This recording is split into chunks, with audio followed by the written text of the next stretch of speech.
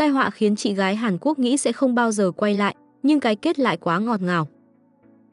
Bạn có tin không, chỉ một chuyến đi Hà Giang thôi mà có thể biến một cô gái Hàn Quốc từ trạng thái háo hức, phấn khích sang hoảng loạn đến mức thề sẽ không bao giờ quay lại Việt Nam nữa. Thế nhưng, chính tai họa tưởng chừng như đoạn kết buồn ấy lại mở ra một cú twist ngọt ngào đến mức khiến cả mình, người đang ngồi trước màn hình, vừa nổi da gà vừa thấy tự hào vô cùng.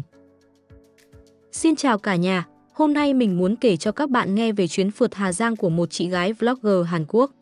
Một chuyến đi tưởng như là giấc mơ tuổi trẻ, nhưng rồi biến thành ác mộng chỉ trong tích tắc, bởi một drama không ai có thể lường trước.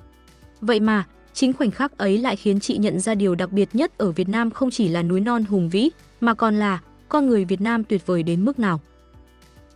Nghe thôi đã thấy tò mò chưa? Nào, ngồi vững vào ghế nhé, vì câu chuyện này có đủ mọi cung bậc cảm xúc, hồi hộp, sốc, kịch tính và cuối cùng là một cái kết ngọt như mía lùi, khiến mình phải thốt lên. Đây chính là lý do vì sao Việt Nam luôn để lại dấu ấn khó quên trong lòng du khách quốc tế. Hành trình bắt đầu, Hà Giang, thiên đường của dân phượt. Chuyện bắt đầu khi chị gái Hàn Quốc đặt chân đến Hà Giang, nơi được mệnh danh là thánh địa của xe máy, một điểm đến mà bất kỳ tín đồ yêu thích tốc độ và thiên nhiên đều muốn chinh phục. Hà Giang, với những con đường ngoằn ngoèo như rắn trườn giữa núi non trùng điệp, là nơi mà xe máy nhiều như nước chảy, và mỗi khúc cua là một bức tranh thiên nhiên đẹp đến ngỡ ngàng. Chị kể, nơi đây không chỉ thu hút người Việt mà còn là điểm đến yêu thích của du khách khắp thế giới, từ Malaysia, Ấn Độ, Sri Lanka đến Hàn Quốc, Trung Quốc. Tất cả đều đổ về để trải nghiệm cảm giác cầm lái giữa những cung đường núi hiểm trở nhưng đẹp như trong phim. Ngay khi đến nơi, chị đã bắt gặp cảnh sát đứng kiểm tra. Chị nhanh chóng khoe bằng lái quốc tế, như muốn nói, tôi chuẩn bị kỹ càng, không bắt lỗi được đâu nhé. Đúng là dân phượt thứ thiệt, giấy tờ đầy đủ để hợp pháp lái xe ở Việt Nam. Chị còn chia sẻ, Hà Giang là nơi mà nhiều du khách nước ngoài thích tự mình cầm lái xe máy. Nhưng cũng không ít người chọn đi theo nhóm có hướng dẫn viên hoặc thuê Easy Rider, những anh tài xế địa phương chở du khách trên xe máy, vừa an toàn vừa được nghe kể chuyện về vùng đất này. Hình ảnh chị gái Hàn Quốc phóng xe máy giữa núi rừng, tóc bay phấp phới, tự do như chim trời, đúng là khiến ai cũng phải ao ước. Kế hoạch chinh phục Hà Giang Loop, thử thách đỉnh cao. Chị gái này không chỉ đến Hà Giang để ngắm cảnh, mà còn lên kế hoạch chinh phục Hà Giang Loop, cung đường huyền thoại dài khoảng 300 đến 400 km, đi qua những con đèo hiểm trở, thung lũng xanh mướt và những bản làng của bà con dân tộc. Chị bảo, cung đường này nổi tiếng khắp thế giới, đặc biệt với du khách phương Tây, vì địa hình núi cao, có những đoạn lên đến 3 đến 400 mét, ngoạn mục như cảnh trong phim phiêu lưu. Chỉ nghe thôi đã thấy đây không phải chuyến đi dành cho người yếu tim, mà phải là những tay lái lụa, sẵn sàng đối mặt với mọi thử thách. Kế hoạch của chị là làm một chuyến đi 2 đêm 3 ngày, ngày đầu tiên cố chạy 150 km, mỗi ngày lái khoảng 6 tiếng. Nghe mà thấy đúng kiểu chơi lớn, vì 150 km trên đường núi Hà Giang không phải chuyện đùa. Đường đèo quanh co, dốc đứng, có khi còn phải vượt qua những đoạn đường đất gồ ghề, giống như thử thách sinh tồn giữa thiên nhiên. Chị kể, phần lớn đường ở đây là đường nhựa mịn màng, nhưng có vài đoạn đang thi công, biến thành đường đất lầy lội, đá sỏi lởm chởm. Vậy mà chị vẫn quyết tâm tự lái xe, không cần hướng dẫn viên hay Easy Rider, như muốn chứng minh, tôi tự tin, tôi làm được. Drama đột ngột, tai họa từ trên trời rơi xuống. Nhưng đúng lúc đang phê với cảnh đẹp, một tai họa bất ngờ ập đến, biến chuyến đi của chị từ giấc mơ thành ác mộng chỉ trong tích tắc. Trong lúc đang lái xe ngon lành trên một con đường núi ngoằn ngoèo, bỗng nhiên một vật gì đó to đùng, chị đoán là một quả trái cây lớn, có thể là mít hay sầu riêng, từ đâu bay thẳng vào người chị, đập mạnh vào ngực như một cú đấm trời giáng. Cảnh tượng này đúng kiểu như trong phim hành động Hollywood, khi nhân vật chính bất ngờ bị tấn công mà không kịp phản ứng. Chị kể, vật đó có thể rơi ra từ một chiếc xe tải chạy ngược chiều, hoặc như chị hài hước nói, từ trên trời rơi xuống. Chỉ tưởng tượng thôi đã thấy rùng mình, đang phóng xe giữa núi rừng, tự nhiên bị một quả bom trái cây tấn công, ai mà không hoảng.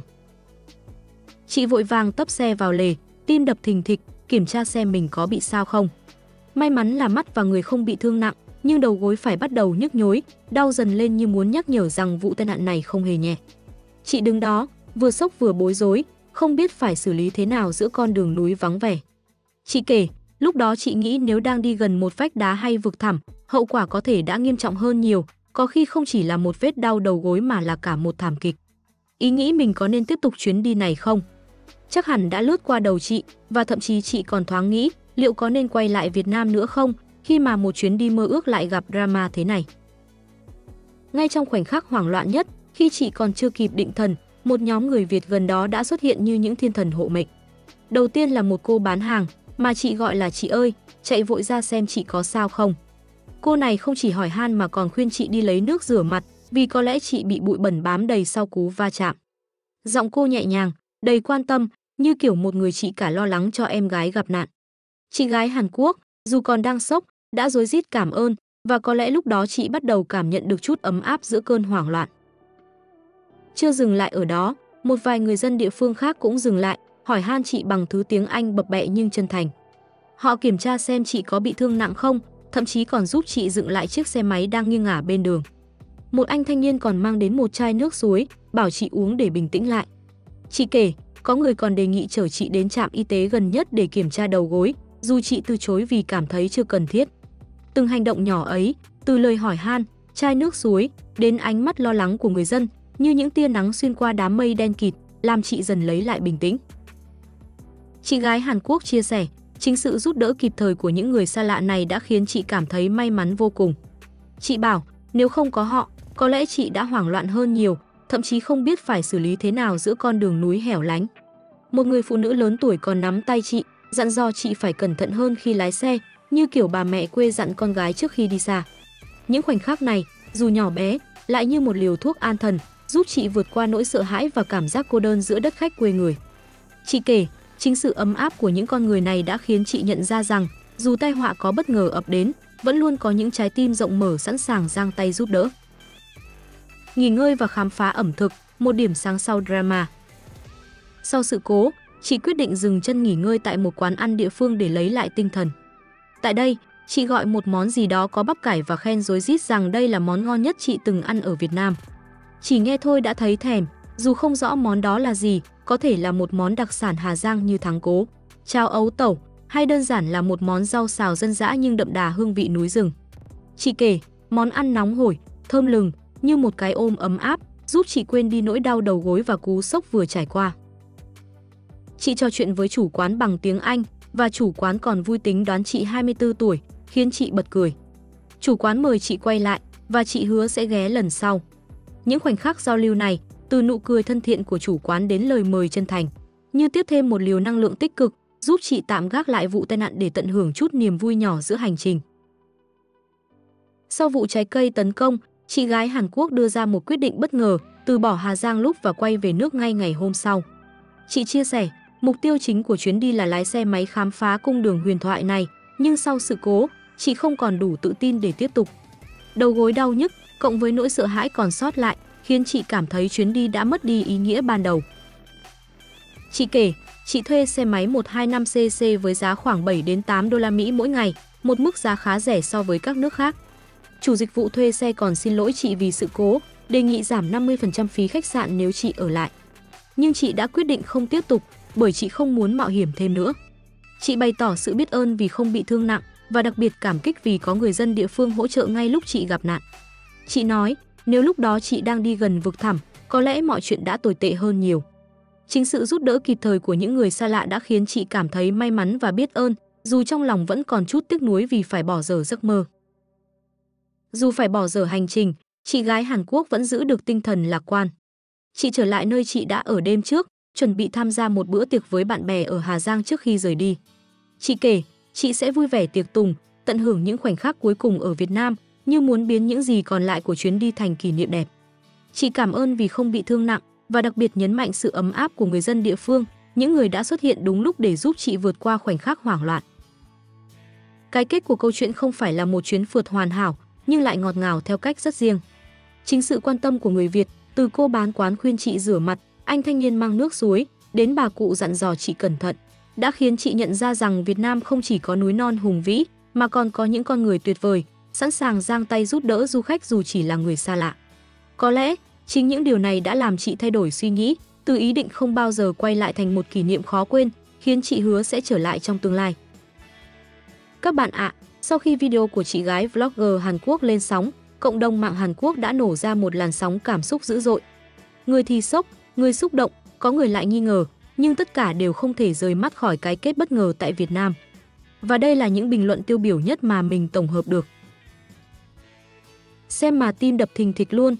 Mình cũng từng đi Việt Nam, nhưng chưa bao giờ rơi vào tình huống căng thẳng như thế. Thật bất ngờ là người Việt xử lý tình huống nhanh nhạy và tử tế đến vậy. Hơi xấu hổ vì ở Hàn chưa chắc đã có ai giúp ngay như thế. Thành thật thì ban đầu mình hơi nghi ngờ. Thời buổi này nhiều vlogger dựng drama để câu view. Nhưng khi nhìn ánh mắt và giọng nói của chị ấy lúc rơi vào tai họa, nó không hề giống diễn chút nào. Sự bàng hoàng, sự lo sợ, rồi sau đó là cảm xúc vỡ òa khi được người Việt giúp đỡ, quá chân thật. Nếu đúng như vậy thì mình nghĩ đất nước này có một thứ mà nhiều quốc gia phát triển đã đánh mất, sự quan tâm lẫn nhau, thực sự đáng để tôn trọng. Video này làm mình có cảm giác như xem một bộ phim điện ảnh. Cao trào căng thẳng, rồi cái kết bất ngờ, để lại dư âm mạnh mẽ. Ở Hàn Quốc, nhiều khi mình thấy con người quá lạnh lùng, gặp sự cố thì người ta lấy điện thoại ra quay chứ không giúp. Nhưng ở đây, chính khoảnh khắc đó lại khiến mình xúc động. Việt Nam có thể chưa phải là nước giàu nhất, nhưng những giá trị con người mà họ giữ được mới là điều quý giá. Sau hôm nay, mình chắc chắn sẽ xem thêm nhiều video khác về cuộc sống nơi đó. Mình vừa sợ vừa ghen tị. Sợ vì cái drama mà chị ấy gặp phải đúng là có thể khiến người ta ám ảnh cả đời. Nhưng ghen tị vì cuối cùng chị ấy lại có một trải nghiệm để đời, thứ mà rất ít người có thể có được. Được một cộng đồng xa lạ bảo vệ, giúp đỡ, an ủi, đó là cảm giác an toàn mà ở Seoul đôi khi mình còn chẳng tìm thấy. Việt Nam không chỉ đẹp ở cảnh quan, mà cái đẹp lớn nhất nằm ở con người. Câu chuyện này khiến mình muốn thử bước ra khỏi vùng an toàn của bản thân. Mình không nghĩ video du lịch lại khiến mình rơi nước mắt. Ban đầu là tò mò, sau đó lo lắng, rồi cuối cùng là cảm giác ấm áp lan tỏa. Thật khó diễn tả bằng lời, nhưng khi nhìn chị ấy nở nụ cười sau tất cả, mình chợt thấy Việt Nam không còn là một điểm đến xa lạ, mà như một nơi đáng để tìm về. Có lẽ ở đó, người ta chưa bị cuốn vào vòng xoáy vô cảm. Đó là điều mà nhiều xã hội phát triển đang đánh mất. Tôi xem video này cùng gia đình và tất cả đều lặng im khi drama xảy ra. Con gái tôi còn thốt lên, nếu ở Seoul chắc chẳng ai giúp đâu. Điều đó làm tôi suy nghĩ rất nhiều. Đôi khi chúng ta tự hào về nền kinh tế, công nghệ, nhưng lại quên mất nền tảng lớn nhất của một xã hội chính là tình người. Người Việt Nam trong video không chỉ cứu một vlogger, mà họ còn cho thấy một bài học về lòng nhân ái. Đây mới là thứ làm tôi tôn trọng. Video này giống như một cú tát vào thói quen vô cảm mà nhiều người trong chúng ta đã quen. Tôi thường xuyên chứng kiến ở Seoul, khi ai đó ngã hoặc gặp sự cố, phần lớn mọi người chỉ đứng nhìn. Nhưng xem cách người Việt ứng xử trong tình huống bất ngờ kia, tôi thực sự xấu hổ. Cái kết khiến tôi vừa cảm động vừa có chút ghen tị, vì dường như ở đó, cộng đồng vẫn là một khái niệm sống động, không chỉ nằm trên lý thuyết. Tôi nhất định sẽ đến Việt Nam một lần để tận mắt thấy điều này. Có thể thấy, video này không chỉ đơn thuần là một vlog du lịch, mà nó đã chạm tới cảm xúc sâu thẳm trong lòng khán giả Hàn Quốc. Người thì tự hào vì một vlogger Hàn được trải nghiệm điều kỳ lạ như thế, người thì xấu hổ khi so sánh với sự vô cảm ở Seoul, lại có người xúc động vì khám phá ra một Việt Nam đầy tình người. Điểm chung là, cái kết bất ngờ ấy đã khiến cư dân mạng Hàn Quốc nhìn Việt Nam bằng một lăng kính hoàn toàn mới, một đất nước không chỉ có cảnh đẹp, mà còn là nơi giữ gìn những giá trị mà xã hội hiện đại đang dần đánh mất. Và chính điều đó khiến khán giả Việt Nam như chúng ta cũng không khỏi tự hào và hồi hộp khi thấy hình ảnh đất nước mình được phản chiếu trong mắt bạn bè quốc tế. Các bạn thân mến, câu chuyện về chuyến phượt Hà Giang của chị gái vlogger Hàn Quốc khép lại không phải bằng một hành trình trọn vẹn, mà bằng một cú twist đầy bất ngờ, từ tai họa tưởng như ác mộng, lại nảy nở thành một ký ức ngọt ngào, khiến chị thay đổi hoàn toàn cách nhìn về Việt Nam. Nếu như ban đầu, cú va chạm bất ngờ trên con đường núi hiểm trở làm chị hoảng loạn, thậm chí thề sẽ không bao giờ quay lại, thì chính sự xuất hiện kịp thời và chân thành của những con người Việt, những cô bán hàng giản dị, những người dân địa phương ấm áp đã khiến trái tim chị tan chảy. Điều đáng nói là, cái kết ấy không phải đến từ sự lộng lẫy của danh lam thắng cảnh, mà từ tình người rất đời thường, rất Việt Nam, một chai nước suối đưa vội, một lời hỏi han bập bẹ tiếng Anh, một cái nắm tay dặn dò như của người mẹ. Đó mới là đặc sản mà bất kỳ du khách nào từng đặt chân đến mảnh đất này đều nhớ mãi. Và khi những bình luận của cư dân mạng Hàn Quốc dồn dập xuất hiện, người thì sốc, người thì xúc động, người thì tự thấy xấu hổ khi so sánh với sự vô cảm nơi đô thị lớn, chúng ta, những người Việt, bỗng cảm nhận rõ ràng một điều, đôi khi, sức mạnh của đất nước không chỉ nằm ở tốc độ phát triển, mà ở cách mỗi con người ứng xử với nhau. Hà Giang, với những cung đường hun hút mây trời, đã cho chị gái Hàn Quốc một cú sốc, một vết đau, nhưng cũng trao cho chị một món quà tinh thần quý giá, niềm tin vào sự tử tế. Và có lẽ, chính cái kết ngọt ngào ấy mới là lý do khiến Việt Nam luôn để lại một dấu ấn không gì có thể xóa nhòa trong lòng bạn bè quốc tế.